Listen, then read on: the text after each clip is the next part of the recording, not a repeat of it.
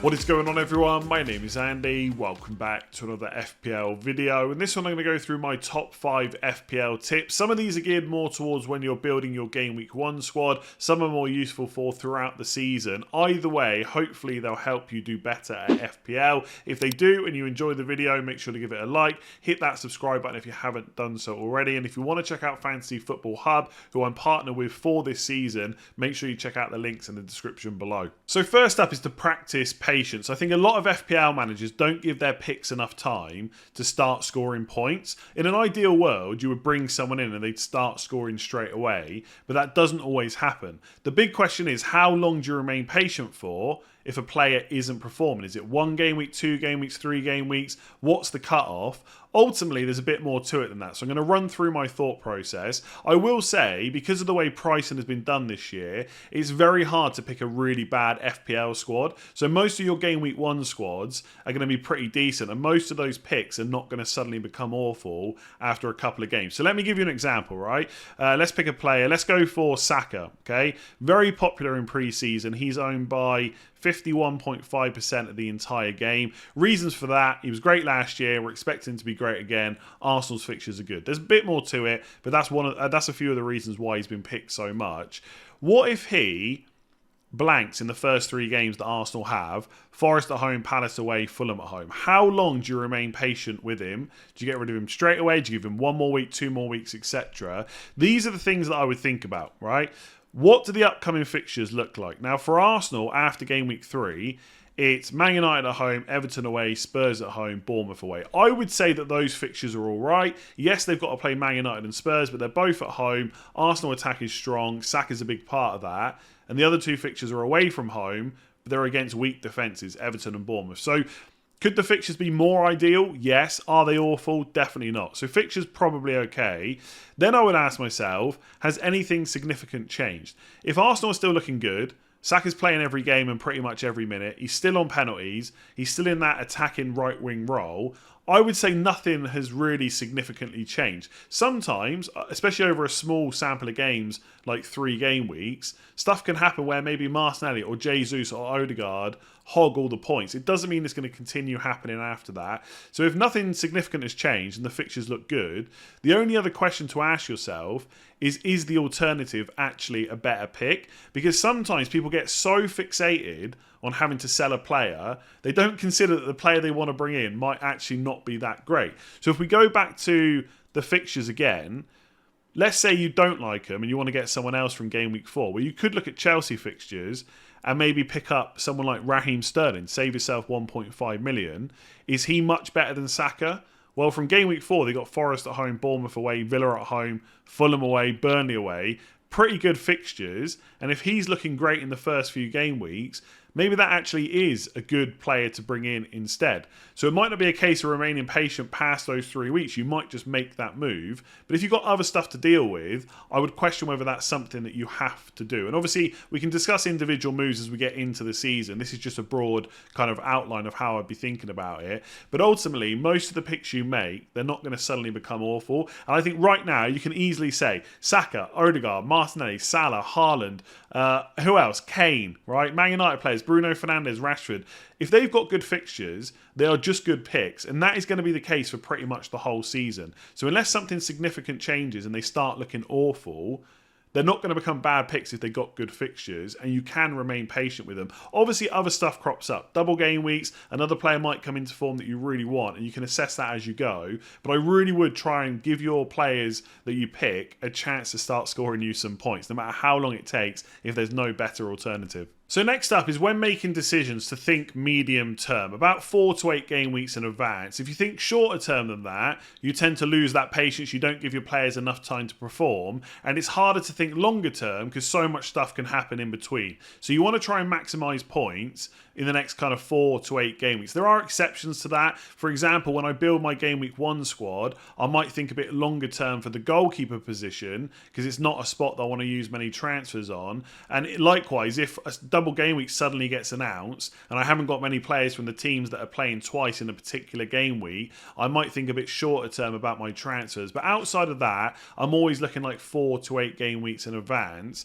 And one thing to kind of mention is season totals. Sometimes people get hung up on how many points a player is going to get over the course of a season, but it doesn't really matter. So to give you an example, if we look at Darwin Núñez at Liverpool and Gabriel Jesus at Arsenal, if I had to say right now who's going to get the most points over the season, I would probably say Jesus, mostly because I think his minutes will be better. There's less competition, I would say, for his spot than there is for Darwin Núñez in that Liverpool team. But if at some point during the season we come to a spell where Arsenal got like Man United away, Man City at home, Chelsea away, Brighton at home, etc., and Liverpool have got Forest, Luton, Bournemouth, Everton in a row, and Gakpo's maybe injured, Jota and Diaz keep rotating on the left, so it looks like Darwin Núñez is going to play through the middle for the next 4 to 5 games, and they're great. Well, suddenly he's a better pick, even if over the season it's Jesus who you would go for. So that is why I'm saying look over the next 4 to 8 weeks. Anything longer than that is hard to kind of plan for. You should still be looking to plan ahead, though, especially for fixture swings and captaincy. Captaincy has kind of been killed a little bit because of Haaland, but if you are looking for opportunities to go against him, you definitely want to look at what fixtures are coming up. So example, Salah plays Bournemouth at home in game week 2. That could be worth a look. One thing that I'll be using this season is the My Team tool on Fantasy Football Hub. So you can put in your team, you get a rating, but then you can go through the game weeks to kind of see how your team is looking. So one thing I use this for, if I can just find the arrow again, is defensive players. Is there any weeks where they're just looking pretty awful? So most of the weeks with Estepinian, Gabriel and Luke Shaw, it looks pretty good. But for example, in game week 4, Shaw's got Arsenal away. So is there a better player that I could have? Well, on the bench, I've got Chilwell with Nottingham Forest at home. So that looks pretty good. But there might be other combinations you've got where you might think in advance about what your transfers are, not just for defenders, but also attackers. Is there a week where you think, okay, this isn't actually great for Erling Haaland? Is there someone else I could go for instead? So definitely be looking at future fixture swings and captaincy and stuff like that. And ultimately, in terms of maximising points, if you can, rolling transfers can really help. One, because it gives you a bit more thinking time. You're giving your players extra time to kind of perform. It's that kind of patience we already talked about. But also it lets you make a couple of moves at once if needed. So it kind of just gives you that buffer. So if in a few weeks things go massively wrong and all your plans go out the window, you've got those extra transfers to kind of help with that. So this tip is tailored more towards when you're building your game week 1 squad, but it could be applicable throughout the season as well, especially around wildcard time. So when you are looking to build your squad, I would say that most of the players should be guarantees. Now, obviously, I cannot guarantee that any player will definitely get points. What I mean by that is a player with a proven track record, good underlying stats, good minutes and good fixtures, and preferably obviously playing for a good team as well. So just to give you some examples, right, and ignore the squad that I've got here. I'm always playing around with different combinations for content, but I would say there's quite a few kind of guarantees in here, especially in terms of minutes. So I would say Estepinian, Gabriel, Trent, Salah, and Bomo, Mitoma, Saka, Haaland. The ones that aren't necessarily so guaranteed are kind of Wissa, Chilwell with his injury record, Flecken, obviously new goalkeeper at Brentford. Will he definitely start? If he does, will he be as good as Raya? I've got Kluivert on the bench as an option for 5 million at Bournemouth. Will he definitely play? How will he be in the Premier League and stuff like that? They are not guarantees, but most of the squad is made up of players that I would consider those kind of options. Known quantities is what I've kind of called it in the past. Again, look at the first 6 to 8 weeks. You don't want to be planning your squad to what's going to happen in game weeks 12, 13, 14, etc. Think about defender cover. This is where your bench can come in useful. So I've already kind of shown you on the My Team tool how you can look through and see what fixtures are where, but that's especially important for your kind of 4.5 million defenders on the bench. So when I look at this squad, for example, most weeks I can just play Estepinian, Gabriel, Trent and Chilwell. Longer term though, if I needed someone to cover some bad fixtures, Botman's got great matches from kind of game week 5 onwards. So that's one reason why I would pick him rather than a player that's got good fixtures in the short term. So definitely keep an eye on that. That obviously comes back to your planning as well. Limit the number of punts, although I will say FPL is supposed to be fun. If you find it fun to have lots of punts in your team, then absolutely you should go for it. As long as you're one of those FPL managers that won't react badly if the punts all go wrong. It's definitely a myth that you need differentials to climb up the ranks. You can do that with players that are owned by what seems like everyone. So I would say for most people, limit the amount of punts. Maybe go for 1 to 3. And I would consider a punt where you're not quite sure how they're going to perform. So first name that comes to mind is someone like Nkunku at Chelsea. He's not a all-out punt because we know how good he's been the last couple of seasons, but he's new to the Premier League, new to Chelsea. They've got a new manager. That right now, they haven't got a massively different personnel to what they had last year, and we're not quite sure how they're going to perform. Now, that's all right having 1 or 2 of those players, but if you suddenly have 6 or 7 and it all goes wrong at once, that's a lot of transfers to be made, or you might be kind of forced into a wild card as well. So I personally would limit the amount of punts, but it is your team. You should do absolutely what you want to do with it. Obviously, trust your picks in the first few weeks. Just because someone blanks in game week 1 doesn't mean they have to be transferred out in game week 2. Remember why you made that decision in the first place, and try to limit the amount of pre-booked transfers. Just to give you an example, right? Someone made a comment on a video today to say that I should be looking at Sheffield United defenders as a punt just to get rid of later on. And there's nothing wrong with that. I think one of the aims I try and do with these videos is not to put people off the picks they want to make, right? Not everyone's team has to be the same, but I obviously want to give my opinion as well. Now, this was the defender. I think you pronounce it something like Ahmed Hodzic, something like that, kind of close maybe. He's got a lot of goal threat, but he is 4.5 million. Now, I personally wouldn't spend that much on a newly promoted side when you can get the likes of Botman and Pau Torres for the same price. But you could look to punt for Palace at home, Forest away and Everton at home, and then get rid of him. But I would question whether a 4.5 million defender transfer is one that you want to kind of pre-book. Similarly, a lot of people are going to look at that Chelsea fixture swing in game weeks 3 and 4 and want to bring some of their players in.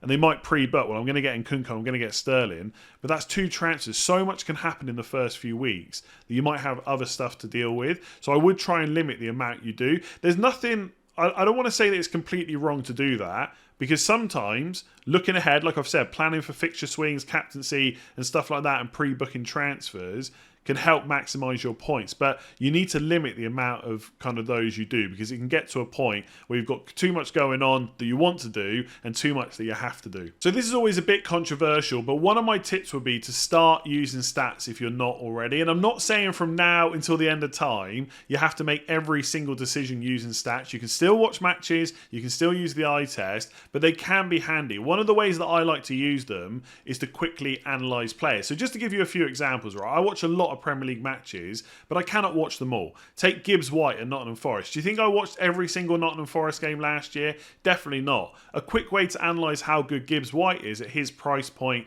versus other players at that price point is to take a look at the stats. Similarly, I do watch a lot of Premier League games and some Champions League games, but I don't really watch many games from other leagues. So Nkunku has come to Chelsea, and I can see his goals, assists and stuff like that, but I haven't watched the games. One way I can quickly analyse how good he might be is to look at his underlying stats, expected goals, expected assists and stuff like that. And if they look good, I can tell that he could be a good option. Obviously, you've got to put context around that. He's new to the Premier League. He's coming into a Chelsea side where there's been a lot of upheaval and stuff like that. So he might not be a great option, but the underlying stats tell me there is a potential player there. So I do think they're a quick way to analyse players. For example, right, on Fantasy Football Hub, they've got all the Opta stats from last few seasons. And obviously, as we get through the game weeks of this season, the new stats will start populating. So if I want a midfielder for, I don't know, let's just say between 6 and 7 million,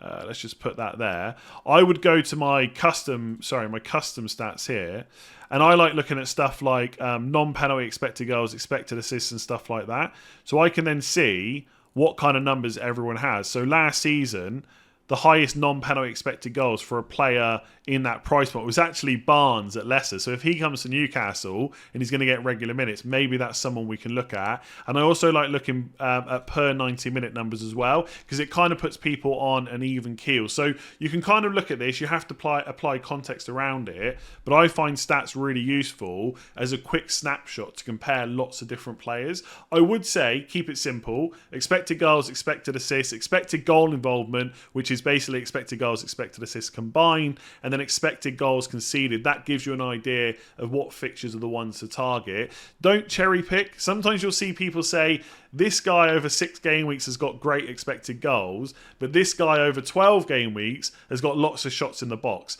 Compare like for like. If you're looking at shots in the box, which isn't really something I use, but if you are, use it for both players over the same time frame. And of course, apply context, like what kind of minutes is that player going to have? What fixtures have they played as well? Someone might have great stats, but they might have just had an excellent fixture run and are about to come into a really bad one. Be careful with small sample sizes. Players can suddenly go on goal scoring runs, but if the underlying stats aren't looking great, not necessarily going to continue. Again, you have to weigh up every decision on an individual basis, but that's a general point I would say. And historic numbers are important. I think as soon as a new season starts, people only look at stats from that season, but the last 1, 2, maybe even longer than that, will tell us how good a player is. So it goes back to that example about Saka.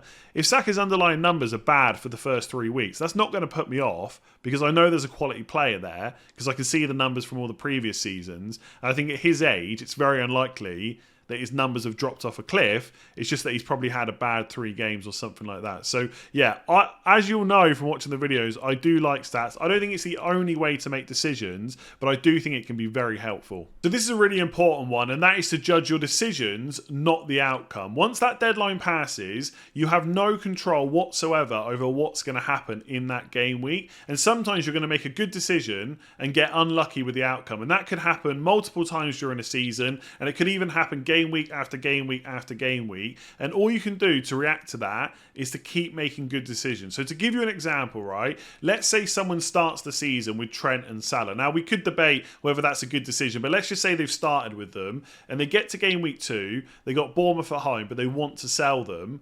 I would say the only good decision there is to hold on to them, because that is a really good fixture. If you sell them and they absolutely smash it, that was just a bad decision. To hold them is the good decision, unless there's like injuries or stuff like that.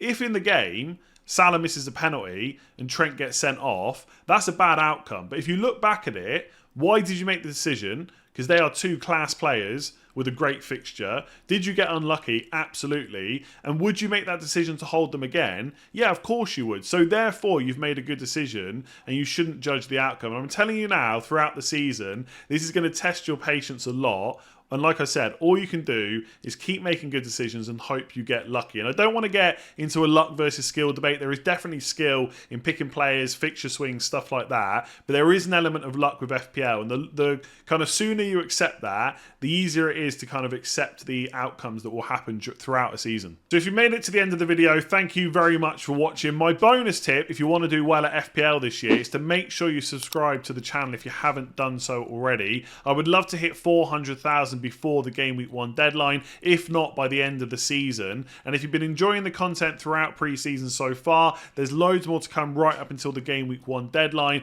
and then I've got you covered throughout the season as well, pretty much every day. So make sure to subscribe if you haven't already. Keep hitting that like button as well. That supports the channel, really useful for getting the videos out there to more people, and then we can get bigger and better. And of course, if you haven't already checked out Fantasy Football Hub, make sure you do. If you want to get your team rated, it's completely free, link at the top of the description. And if you want to check out more of the features and the other tools that Fantasy Football Hub have, there's up to 50% off at the moment. And if you sign up, don't win your mini league this season, they will give you your money back. Terms and conditions do apply. The links that you need are all in the description below. Otherwise, I will say leave me a comment below and let me know if there are any other tips that I've missed out. Otherwise, I'll catch you again for another video soon.